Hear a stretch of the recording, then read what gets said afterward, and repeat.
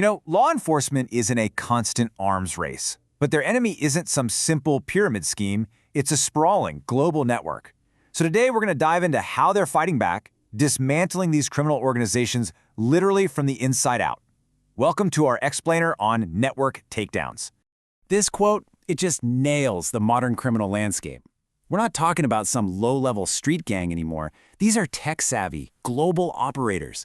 They're managing incredibly complex logistics from anywhere and everywhere in the world. Seriously, you got to think of them less like crooks and more like CEOs of illegal multinational corporations. And that right there is the central problem, isn't it? When your enemy is a decentralized web, how do you even start to fight it? A single arrest, well, it's like snipping one tiny thread in a giant spiderweb. The network just heals and routes around the damage. That's the puzzle investigators are facing every single day. Okay, so first, let's really get our heads around just how tangled this web is. Because you can't solve a problem until you truly understand it. I mean, even the FBI points out that trying to untangle all these connections by hand is a massive headache. It's slow, it's messy, and honestly, a lot of it comes down to luck. An investigator might follow one lead and completely miss a dozen others that are way more important, all because they can't see the whole picture at once. And the sheer scale of this stuff is just mind-blowing. When law enforcement managed to crack into encrypted services like EncroChat and SkyECC, they were hit with this unbelievable tidal wave of data. Taking down just one server could suddenly create hundreds of brand new criminal cases. It's a digital avalanche of evidence. So, how in the world do you drink from this fire hose of data? Well, you need a map, and that brings us to the data-driven solution, mapping the underworld. The main tool for the job is something called social network analysis, or SNA. Now, and the FBI makes this really clear, we're not talking about your social media feed here. This is a super powerful analytical method that takes mountains of data. We're talking phone calls, money transfers, meetings, and turns it into a visual map of nodes, which are the people, and edges, which are the connections between them. But here's what's so incredibly powerful about this technique.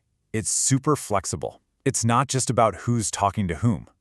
You can actually map the process of a crime. So in this case, a node isn't a person, but an action, like open a shell company, wire funds, or get a fake passport. You are literally drawing out the crime's entire playbook, step by step. Okay, so you've got the map. Now the real work starts, finding the weak spots. This is all about pinpointing the key players so you can get the biggest bang for your buck.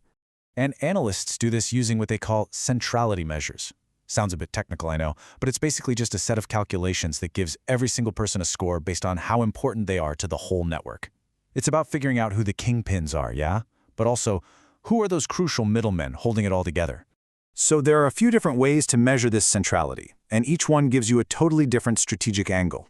Degree is the most basic. Who's the busiest person? Who has the most connections? But then you get more nuanced things like betweenness, which finds the critical bridges. Closeness tells you who can spread information the fastest. And eigencentrality, that one finds the real influencers, the people who are tied to other important people. So, what does this actually mean for an investigation? That's the key, right? Well, a person with high betweenness is a vital broker. If you take them out, you might just cut communication between two whole different parts of the organization. And someone with high eigencentrality, they're a true influencer.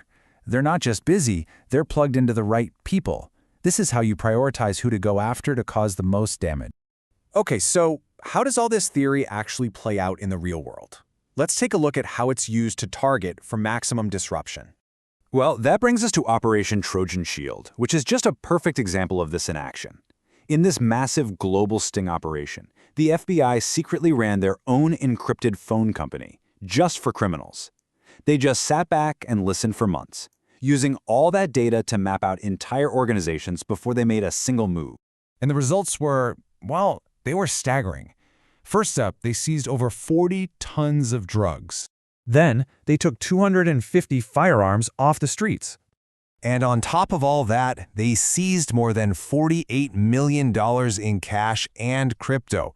We're talking about a truly massive hit, all guided by this precise network analysis. But, and this is a big but, it's not always that simple. You can't just knock out the king and expect the entire castle to crumble. I mean, you'd think, right? Take out a key player and the whole network should fall apart. But what researchers have actually found is that these systems are incredibly resilient. They adapt. Someone else just steps into the gap, new connections are formed, and the criminal business keeps on chugging. They call this crime displacement. And this leads us to the final and maybe the toughest part of this whole thing, the resilience of these networks and what the future of this ongoing battle really looks like. Look, before you can even dream of doing any of this fancy network analysis, you have to get the data in the first place. And that, it turns out, is a huge problem.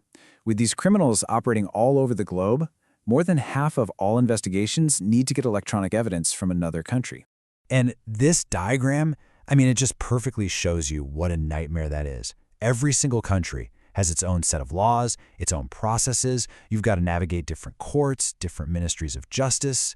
It's just this tangled mess of international bureaucracy. And this is the real kicker.